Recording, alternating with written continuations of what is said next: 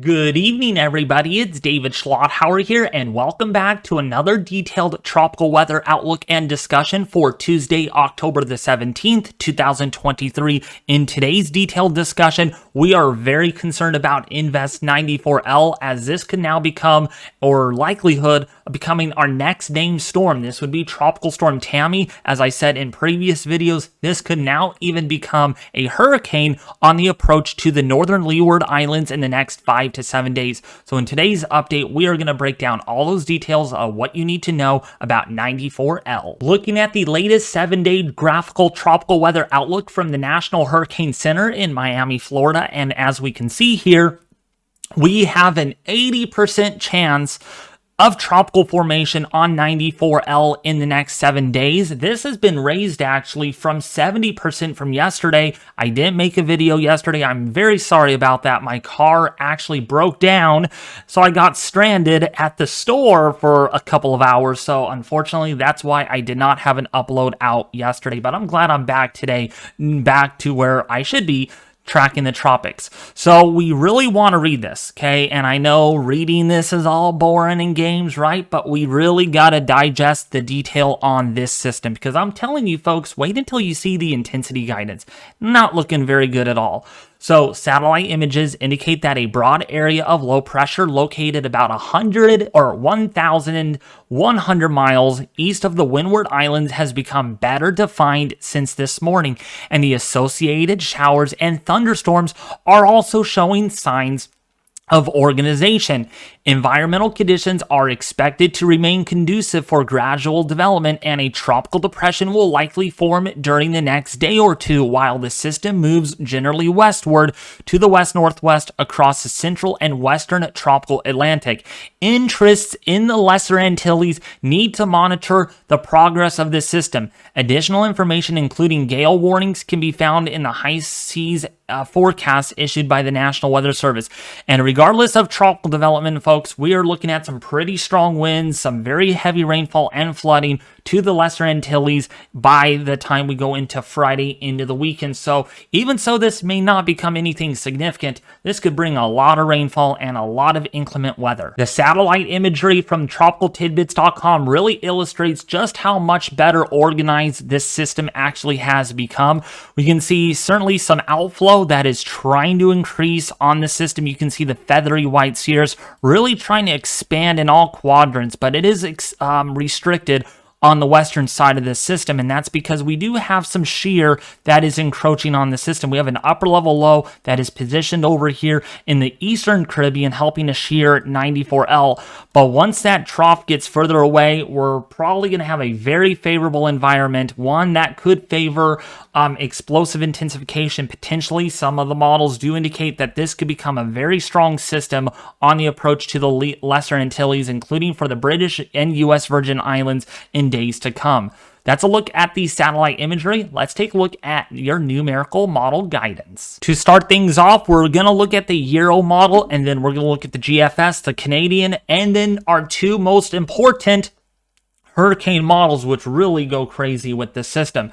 So we're looking at the geopotential height. So that's basically the layer of the atmosphere we're looking at. And this is at 850 millibars. So we're looking at 5,000 feet above the surface. And the color shading that you see on your screen is how much spin there is in the atmosphere. So how much rotation or vorticity. Cyclonic vorticity, in other words. And of course, your winds and knots are at the 850 millibar level, which is 5,000 feet above the surface. So this kind of gives us an idea what the environment is looking like around the system, around 94L. We got a ridge to the north, and then, of course, this is going to be steered to the west because of that ridge that is located to the north. So 24 hours out, this is for October the 18th on Wednesday. We can see the Euro not going to do much with this system, but, you know, we can't just rely on our global models, and you'll see that here in just a little bit when we show you the hurricane models, what I mean as far as when I mean business.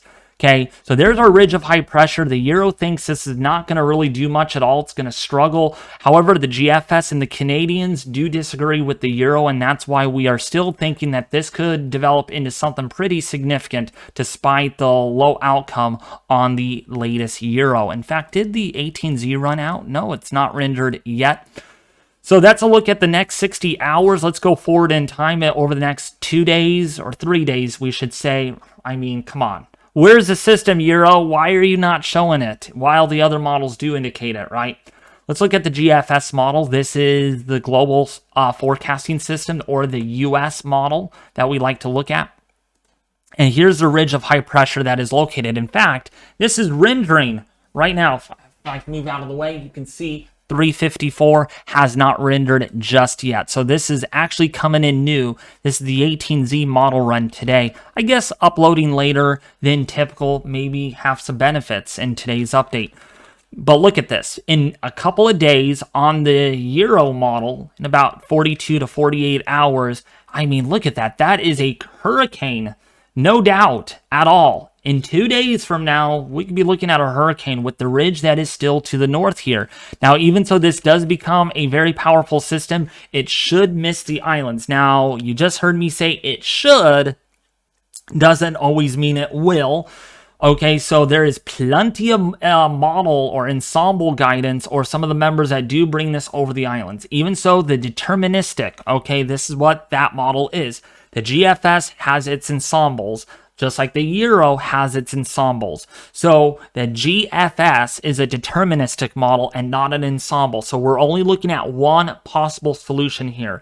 If we look at the ensemble forecast, in fact, the GEFS, we can see there is potential outcomes here. In fact, if we go and look at our mean sea level pressure, we can see some of the members here do bring it really close or on top of these islands in about 84 hours out, while of course the majority of them are offshore. But I mean, the difference here is if it's a tropical storm and far enough offshore, it won't do much to the islands. But what if this becomes a category 1, 2, or category 3? Or some instances, some of the hurricane models explicitly show this reaching a category 4 or 5. And it's about, say, 30 or 40 miles off the coast of these islands. Then you're looking at much more significant impacts like coastal flooding, beach erosion, high surf that could be unsurvivable at times. So we can't ignore this. We just can't, because of the envelope of possible outcomes. I mean, we do have it right in here. So that's a big difference. Does this shift further to the west or further to the east? If we look at the previous members, we can see there has been a slight shift to the west overall, still on average, looking at the last 5 model runs. So now let's take a look at the Canadian model. And do we have the ensembles? I don't think we don't get the ensembles for that, unfortunately. We only have the operational. But you can see in about 2 days, it shows it at least of a strong tropical storm here, and then maybe getting to a low-grade hurricane just north of the Guadalupe Island in St. Kitts Nevis, as well as the U.S. and British Virgin Islands. You definitely need to be staying up to date on my video, because again, this is going to change, and we have seen a shift to the north a little bit, but kind of in the same area, just a little bit. Really close, still in the same spot on the Canadian. So the Canadians handling this pretty well. But what about those hurricane models? Looking at the HWRF model, or the Hurricane Weather Research Forecasting model, this is a model only used for hurricanes. So this is not your global model. This is not your NAM 3 kilometer or a convective allowing model, which is CAMS for short. This is not your ensemble forecast. This is a hurricane model. So the National Hurricane Center runs these models and designates. So this model is being ran through the National Hurricane Center and NOAA on Invest 94L. And basically, this is giving us what might happen in the next 5.5 days. So let's go forward in time here. This is this afternoon for October the 17th, 2023. For your Tuesday, the next 12 hours, this is how it looks on most of the guidance. Now, going forward in time, it's going to struggle still. So don't be surprised if this looks very anemic tomorrow. It doesn't look very organized. Looks a little bit more than today, of course, which would probably give it a 90% or so chance of tropical development. But I do not expect that this is going to get designated as a named storm or a depression tomorrow. It's going to be after that when we really have to watch model guidance very closely. And on the HWRF here, in the next 2 days, this could be become a strong tropical storm with winds possibly between 45 to 55 miles an hour. If we look at previous models, been very consistent too. Really bullish outputs here. So this hasn't been kind of budging very much. It's been really consistent, and consistency is very key here. Even so the Euro doesn't show much, we got to look at our hurricane models, and we're probably going to be showing more of those in the next few videos. Then probably going to blend out of the global models, whichever one is not very accurate versus these models. So kind of vice versa. So that's 2 days out, Thursday morning, October the 19th. Let's go 60 hours out. We can see the H-Wharf wants this at 972 millibars. Yeah, that's a much stronger output. Not as strong as 3 model runs ago where it was at 959 millibars, but this is been back and forth, right? This is the stronger one right now with hurricane force winds. Going out to day 3, it might become a major hurricane here. We can see winds almost 100 knots. You do the rounding, about 99 to 100 knots. That's about 115 miles an hour. So a category 3 hurricane on this time frame. Now, what I just said is a possible outcome. If we look at previous runs, not so much of a major hurricane, but here, oh my goodness, category 4 on that one. So it's just going back and forth, back and forth, back and forth. This is also trending. This is pretty much in the same area. So not really much slower or faster in the last few runs. And then let's go forward out in time here. This is going to get really, actually, this should miss the islands. You can see some of the islands here, very similar to where Lee moved through. But again, that's only one model, okay? One model. 102 hours out, 108. If we look at prior runs, this has been offshore. So there is some consistency there on the H-Wharf. Now, the halves-B model is a lot different, and you'll see what I mean by different. And this is the worst-case scenario. I want to show you a more conservative scenario, which we showed you. Now, we want to show you what is the worst case. How strong could this get, and could this hit the islands? So looking at the halves-B, this is a new hurricane model released this year back in late May, early June. So this is public domain, so I'm able to show you this. So going forward, 54 to 60 hours out, right, it's probably going to be a strong tropical storm with winds about 55 to maybe 65 miles an hour, right, 984 millibars. But then it really gets strong and very compact here. And you know, compact systems could spin up very quickly. You saw it with Lee, right? Lee was fairly compact, so it was able to spin up very quickly. We remember that, right? It was a tropical storm one day, and then it became a Cat 5 the next. Spun up very quickly. Here's Barbados right here. And going forward, man, that is, oh my, that's really close. It's going to be a very powerful hurricane. Maybe a category 3 or 4 approaching Guadeloupe. And yeah, this could max out with winds possibly near category 5 intensity. And then after that, it tries to intensify even further. Look at this, 136 knot, or yeah, 136, 137 knots. That's a category 5 hurricane on the halves-B model. We'll show you that here on the spaghetti plot right now. You know I love my spaghetti noodles, right? So here's a look at the spaghetti noodle map from the GEFS on Invest 94L. And this is giving us what if situations. What if this is a little further north than what is being predicted? Or what if this is a little further west? What might happen? Right now, at the moment, okay, fingers crossed that this stays away from the islands. But it's gonna be close. It's gonna be very close, probably within 100 miles from these islands. Actually, probably within even 50 miles. It won't matter very much, because if this does get to become a major hurricane, you're gonna have a lot of surf to deal with. You're gonna have a lot of flooding. Be a very big, nasty, troublemaking storm very close to these islands of the Leewards, and then it curves out. Interesting, this curves out and doesn't even hit Bermuda, which is good. We don't want this to hit anyone. So fish storm or not, impacts do spread away from the center of a hurricane. So yes, while this could be a fish storm, it might not bring no impacts. Okay, it could bring a lot of issues to these islands. So keep that in mind. And also, please do not use this map to make official decisions. Please seek official info from the National Hurricane Center. So let's take a look now at our other spaghetti plot. Man, am I hungry for spaghetti. I need my stomach to be filled up here for that spaghetti noodles. I'm going to eat this right now. I'm going to eat it. We have a few models that are over these islands in Guadeloupe, over the U.S. British Virgin Islands, over St. Kitts and Nevis, and yeah, there's one of those models that wants to be our southerly outlier and gets very close to Barbados. And again, that's assuming if it's just weak enough to actually move into the northeastern Caribbean. Well, again, intensity will matter a whole lot, but there is some shifts further west because now this has not gained much latitude. I mean, very little, if no latitude has been gained since this thing has came off of Africa. So the question is, does this continue to move west? And if it does, could it really explosively intensify over in this region of the Atlantic? That is to be announced. Looking at our intensity forecast from most of our yummy spaghetti plots on this imagery that we're seeing from tropicaltidbits.com. And right now, a couple of these spaghetti plots are going Willy Wonka crazy. I mean, golly word. 3 of them want this to a category 4 or 5 hurricane. And most of these want this at a hurricane, a category 1, 2, or even a category 3.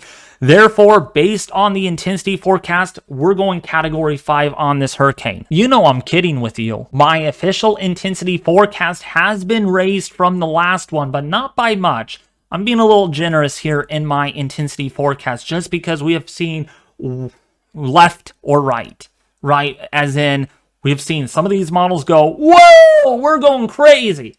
And some of them are like, nah, I'm tired, I'm lazy. I don't want to do anything. Therefore, my intensity forecast is pretty much straightforward, and I do indicate that this will become a low-grade hurricane with winds up to about 65 knots, maybe a little more than that. So that's about 75 to about 85 miles an hour. But yes, I mean, I do not know what the HFBI, which is our HAFS-B model, going really ballistic on this one. They want this up to 165 knots. It's about 180 plus miles an hour. My gosh, if that actually happens, we would be dealing with a lot of destruction potentially to the islands. We really got to watch that one. We really, really do, folks. We also got to watch on how much higher the upper ocean heat content could actually get in the Caribbean and in the southwestern Atlantic. I mean, my gosh, absolutely stupendous warm out there. A lot of these orange and yellow colors, that's 100 plus in kilojoules per centimeter. Look at the red colors over the Caribbean. I mean, our system's likely to not move into this portion of the Caribbean, but boy, if it does, you better hope it doesn't, and you better hope there's a lot of shear and a lot of dry air, because if there isn't, you better look out. This could take off like Ian did very quickly, or in other words, like what we had with Lee. My gosh, you saw how Lee explosively intensified, and that was not over the warmest and highest upper ocean heat content during that portion of its cycle. So the upper ocean heat content here is historically out of control. I've never seen it this high in my entire life when tracking the tropics. Sea surface temperatures are gangbusters warm out there. We got sea surface temperatures anywhere between 29 to 31 Celsius, so more than warm enough to support a very strong to violent hurricane. Yeah, I mean it. Just because it's mid-October doesn't mean we do not see Cat 4 hurricanes this time of the year. The chances of that occurring are much lower than if this was in early September or not. But either way, we gotta watch 94L. I mean, it's playing tricks on us, and right now it thinks, oh, I'm gonna get strong now. We're gonna play some tricks on us. And now most of the models are indicating that this could become a major hurricane, so we gotta watch this. Also, a NOAA P3 mission is going to fly into Invest 94L in the next 1 day, 7 hours, and 13 minutes from now. This is going to be exciting. A tail Doppler radar imagery that we're going to get on this YouTube channel. Such as this, what you're looking at is exactly with what we could be looking at when TDR goes inside of 94L. Not this strong, of course, because it's still in the formative stage, but we are going to get some very good, important analysis and evidence on these tail Doppler radar missions that NOAA is releasing. So I cannot wait to share this with you all in tomorrow evening's video.